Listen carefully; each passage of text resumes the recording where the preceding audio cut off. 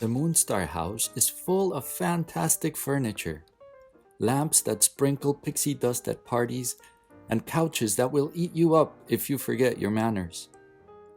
One of the tables in the house is by no means an ordinary table. It is an antique that has been passed on for many generations within the Trismegistes Guild, the ancient society of monster scientists and alchemists. It has 3 legs and walks around the house wherever it pleases. It knows all the family's affairs and is quick to give advice to anyone who may need it, since it is very old and very wise. Do you want to make it? You can start by picking a color, as it changes color depending on what mood the room is in. Gather the materials for the monster table and let's get started. Take some color you chose for the table. Flatten it with the rolling pin as thin as possible and wrap it around the aluminum foil triangular structure. Wrap the entire structure and smooth out all cracks and level out all bumps. Take time to make the shape smooth and even all throughout, nice and flat as an antique table should be. Take 3 toothpicks and wrap them in a very thin layer of clay of the same color you chose for the top, or any other color if you are feeling particularly wild. The easiest way to do this is to make a long stick with the clay and poke the toothpick right down the middle, pressing the clay against the toothpick until 3/4 have been covered. Repeat the process with the 3 toothpicks and make 3 holes on the 3 corners of the bottom of the table. Place each leg in a hole and stick it to the bottom, making sure that the length of all the legs is the same so the table is leveled. Take some more clay for the feet and make 9 very small spheres, 1 for each toe, and each leg will have 3 toes.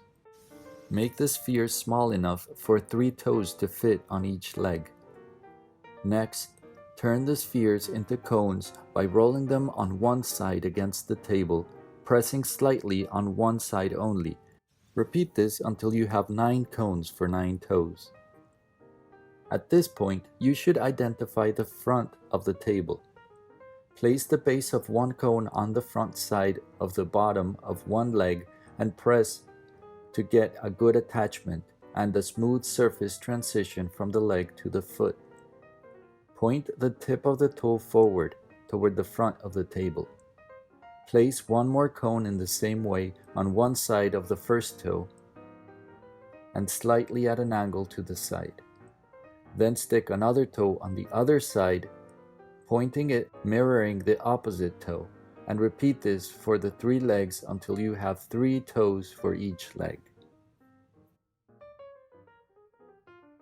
Now you may move on to the mouth. Make about 9 small spheres of white clay. If you want pearly white teeth, that is. Roll the spheres into somewhat elongated ovals and place them vertically against the front edge of the table, side by side without leaving any gaps between each tooth. Pressing slightly on the top to stick them to the table as you flatten the upper part of each tooth. Fill the entire front edge of the table with teeth, leaving a small space at each end to make the first and last teeth pointy like fangs. Place 1 fang at each end of the row of teeth. Pick a color for the lips and make a long round strand of clay, carefully laying it down around the teeth along the edge where they meet the table. Cut the strand to size and attach it to the starting point, rubbing it gently to fade the end into the beginning of the lip. Make some decorations for the tabletop. Pick a color and get creative. As you can see, we chose light blue round spots of slightly different sizes evenly spaced throughout the top. Next, place the eyes on the top, about 1/3 of the way along the front of the table, about 1 inch from the edge, facing forward and with the slit pupils pointing up and down.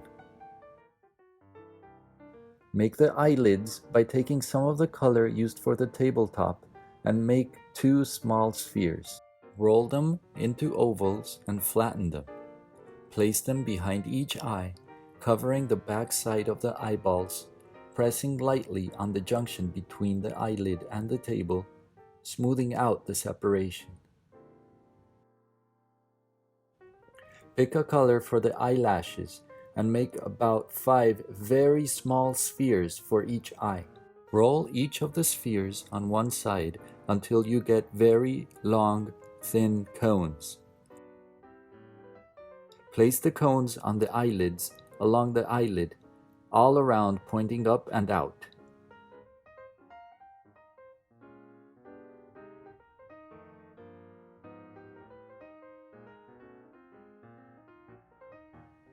That is it. Congratulations! Your antique monster table is ready to get baked and give you sound advice with its witty mouth and its keen eye for truth, should you ever need it.